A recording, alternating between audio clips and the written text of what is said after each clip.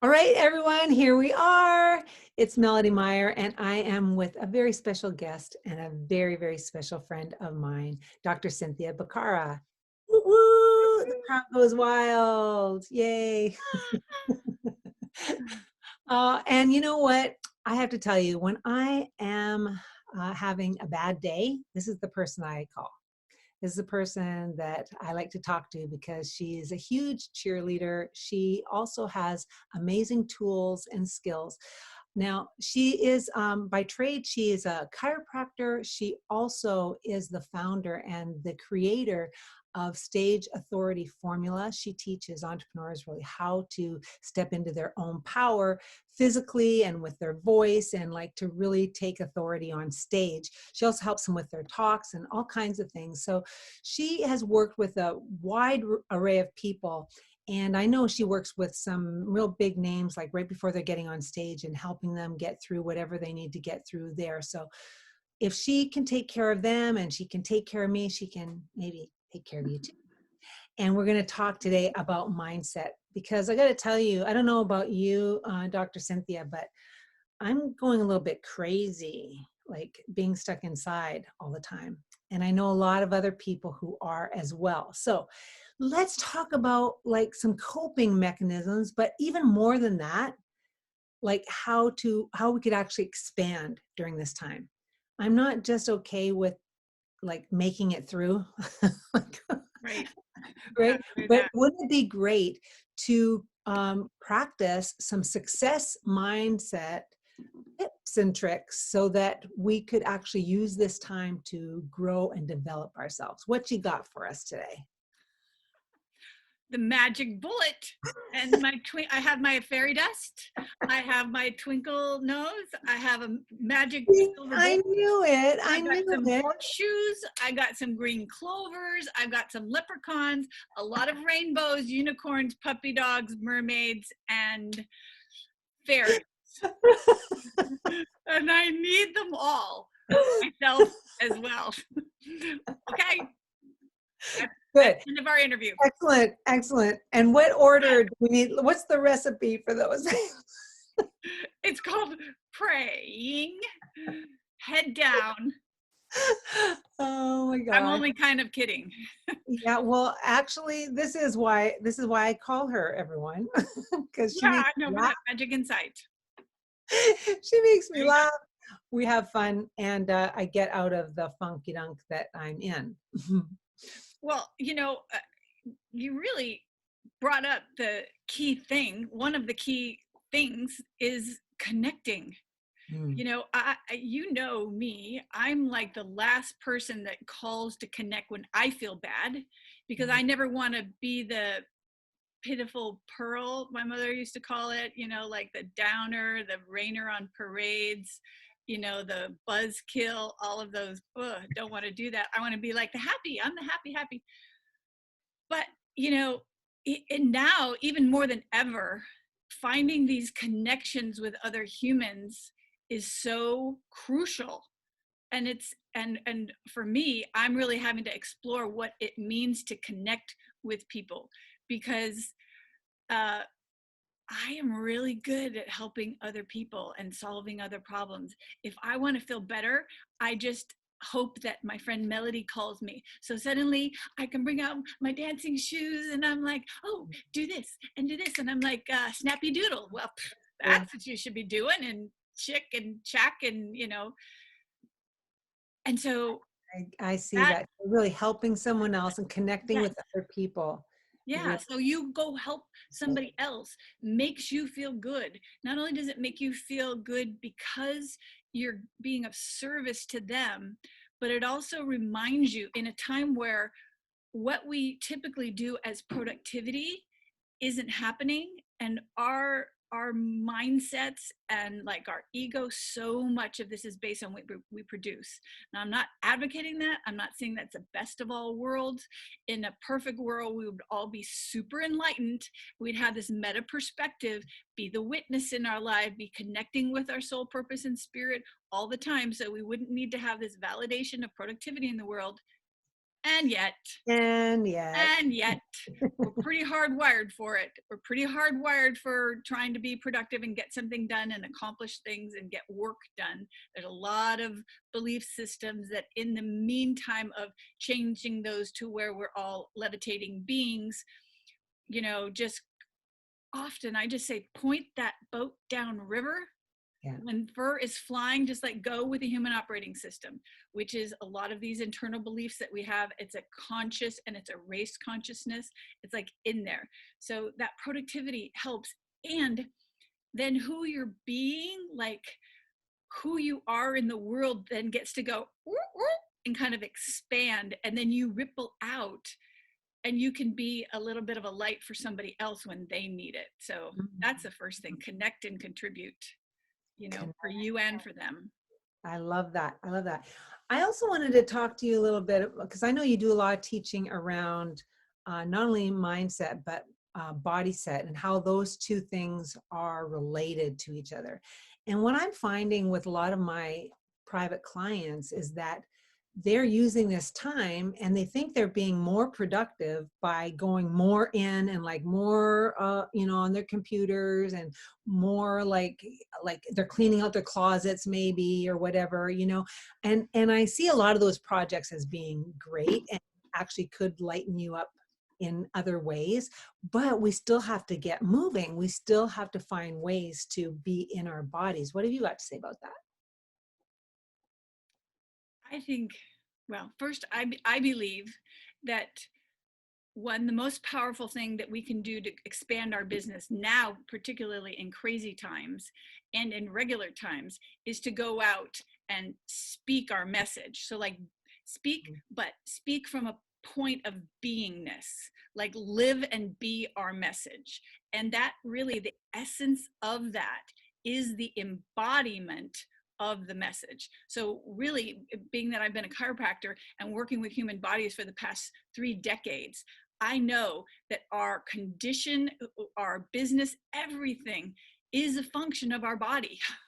It is a function. Our very thoughts, our emotions, our physiological conditions. Tony Robbins talks about state, because any emotion that we have is a physical condition. When we have excitement and we have fear, they all share a similar affect in the body, a similar phenomenon. The heart starts racing, the heart rate gets a little higher, the blood pressure goes up, the breathing gets a little bit shallower, blood rushes to the center of our body, and that fight or flight kind of thing. Enthusiasm, excitement, fear.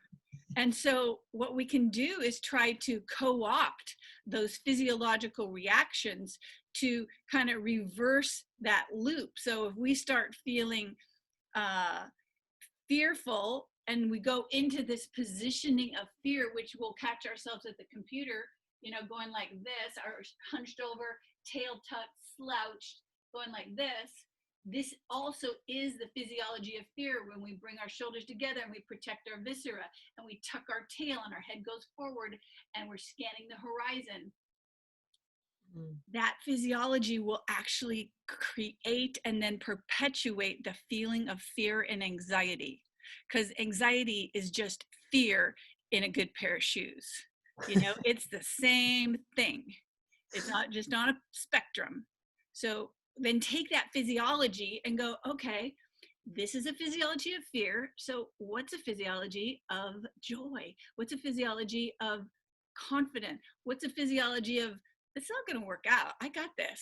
That is an open chest. That is your pec being stretched out. That is your shoulders back and pulled down. That's your shoulders not coming up around your ears. That's your head back over your ears. That's your booty out instead of tail tucking, which is an epidemic. So doing those things, and in this time when we're afraid, what happens is our brains go out of awareness of our body. We go into like, where's the threat outside? And then we hear all the threatening thoughts inside our head, but we start living from the neck up. Worst possible thing that we could do. This is the time that you ground into your body. You become connected, aware, and conscious and appreciative and loving of your body, because so many awesomeness things happen. You know, you get grounded, you get connected, you get in the present moment instead of freakadelic about the future and just regretting what you didn't do yesterday or the decisions you could have made to avoid the situation you're in right now. You know, ground into your body, settle it. There's a lot of things that you can do, but now is the time, you know, every moment is the time to be connected to your body, because it is your vehicle for the experience of life. And we are spiritual beings having a physical experience. So yes, you're right. So Embody the heck out of yourself right now. we got to keep moving. We got to keep Move. moving. We have to be careful how we're sitting, how we're standing. Yes. I know a lot of people are trying to take on some habits now, because we actually could be like this for a little while, right? We will, this is my projection, and it's based on, you know, what my husband tells me, because I don't watch the news, but he looks at a lot of it, and he's from France, so he's kind of like watching Mm, how things are progressing away. where Yeah, his family is.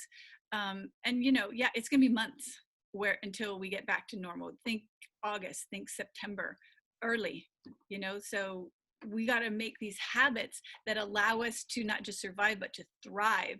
And movement is the basis of every single functionality of our body. right. Every system requires movement. So we really do need to create some habits in this new lifestyle that we have. We have to create some new lifestyle habits that are going to support what we want at the end of all of this. You know, Yeah, something that will make it more seamless into the next chapter, whatever that looks like. right. But you know, and I've you know, seen some different habits that different people have been taking on. You know, like actually pretending that they are still going to work, keeping working hours, and during that time being productive and setting goals still, and all that kind of thing. What are you doing these days, since you can't take patients and you haven't been able to do your live events like you usually do? What are you doing? I have a great good fortune to be like half a mile from the beach. And although our parking lots are closed, we're able to still be on the beach, maintaining a distance, a strong Mm. distance. So, you know, now it's like, you know, we used to be like ants, you know, where you watch ants coming towards each other, they kind of bump noses and they go around. Now we're like, you know, like, wow, get away. But getting out in the sun for me and moving, crucial. And I'm you know, even when I can't do it at the beach, if they did end up closing the beaches, which I'm going to obviously follow, I'm going to do it around my block, or I'm going to do it somewhere, even if I just go in front of my house back and forth, just to get outside and get my body moving. Most, not most, but really crucial is to be out in the sun for a minimum of 15 minutes a day before 11 o'clock. So I always say eyes in the sand, feet in eyes in the, no, not your eyes in the sand, your feet in the sand and your eyes in the sun, because there's a whole cascade of physiological events that happen as a result of that. And then, you know, I meditate every day. I do some form of centering. I do some form of journaling. I do what I call I love you my body routine, where I go grab all of my parts, you know, from my fingers all the way up my arms, both sides, my legs, all my organs, you know, my lady parts, my thyroid, my hair, just everything, and just like touch it and connect it into it and just say how much I appreciate it. Because even if we're feeling bad, boy, as we see right now, it could be much worse. Yes. So just get connected to that feeling of, oh, thank you, my thyroid. You know, I love you, my hair, even if it's getting thin. I'm so happy to have it. I'm happy to have my neck. And wow, we are so blessed in so many ways. And that helps to get present in the moment and get out of the what the heck's going to happen in the future mode, which is, ooh, Right. it's a scary place. Well, I know you also believe in that whole, the law of attraction of whatever emotion you're feeling right now is what's going to expand Yeah. if you dwell on it. So if you are afraid and you dwell on that, you will attract more things that will keep you in that state. And it's the same thing with joy and happiness, and with things that actually make you feel good. Is you will attract more of that and see more of that the more you can stay in that place. But it's challenging for sure. It's super challenging. And, you know, the reality is we can find evidence for awesomeness like that. We can also find boodles and oodles and mounting, you know, mountains of evidence of scariness and fear. And it's really like, which one are you going to choose to focus your attention on and to continue to find evidence for? And right now, because there's so much fear everywhere, um, and there's a negative bias to the brain, we have this tendency to go in that fear direction. So it requires energy now to actively turn on that activation system, the reticular activating system in our brain, and go, okay, what's some evidence of awesomeness? You know, John Krasinski, just from his house, I don't know if you saw that, but has got the Some Good News Network. You know, so he's like talking about all the good things that are happening in the world. And there's actually a lot of good things that are happening as a result of this. You know, like Steve Jobs says, you can't look at things from standing here going in the future. You have to look back to connect those dots and say, wow, that looked like a fur fallen train wreck, but actually it was awesome because that led to this, and then that led to this, and that led to this. Yeah, I am actually really excited about what's happening. I think this all can work together for the very, very best for all of us. And my heart goes out to those that are dealing with the health crisis in and of itself. But I also know many people that are suffering just from being home and just being separated from other people and from their loved ones, and and just the fear that's around that. So we need to find ways not just to stay busy, but to actually use this time to develop habits that really we can use even after all this is over. Yeah, yeah. You know, and it's really what we need to always understand is, and you and I are just like whoop, right on this exact same thought pattern, is that everything, every condition that we experience in our life, every single moment is made up of 5 different elements. It's what's happening to us physically, it's what's happening to us emotionally, it's what's happening to us mentally and spiritually. And then the X factor is like, we don't know those variables, but they certainly exist, whether it's sunspots or it's gamma rays or it's God or it's, you know, like, we don't know, but they're in there. But minimally, we can look at all 4 of those: your physical, mental, emotional, spiritual. And I propose we should always be looking at those. If we want to have a robust immune system, then those 4 areas we have to look at. You know, we can't just say, oh, well, I'm going to, I'm going to go take some vitamin C, but I'm going to sit like this and I'm not going to move. And I'm going to think negative thoughts. And I'm just going to not, I'm going to just watch Netflix and not have any mental stimulation other than consumption. And I'm not even going to think about how this might fit into a bigger picture. That's like a siphon of blah. Versus, okay, well, what can I do right now physically to kind of elevate my energy? And what can I do from a purpose standpoint? How could I look at this just a little bit more from a perspective of, okay, maybe there is something good here, and how can I get my emotional state a little bit better? So just looking at all of those pieces and not relying on just one to keep us happy and Mm-hmm. safe, Yeah. because all of those affect our immune system, every single one of them. And our mindset. Yes. Exactly. Like how we're feeling really is dependent on all of those things as well. Yep. It's not just one. And we do tend to, in this culture, like look for that silver bullet or the one thing that's just gonna, fix it. Such a And good, it's such a good fairy tale. It's so good. back to the fairy dust now. Happy ending. I like it. It's so simple. No one's riding in on a white horse to save us. What? We have to save ourselves. Oh, sorry, didn't That's the mean. sound of my bubble being burst. Oh my gosh. Well, it's always great to talk with you, Dr. Cynthia. Thank you so much. Again, you made me laugh. You made me think, and you made me sit up straight. So Thank you. Okay, well, those are my goal has been reached. I always love talking with you, Mel. You're my friend. You're my best friend. Thanks for having me, and I hope it helps. Yeah, it does. It helps me. I'm sure it's helped a few other Okay. people too, so that's good. Thanks. Okay. All right. See you Bye-bye. next time.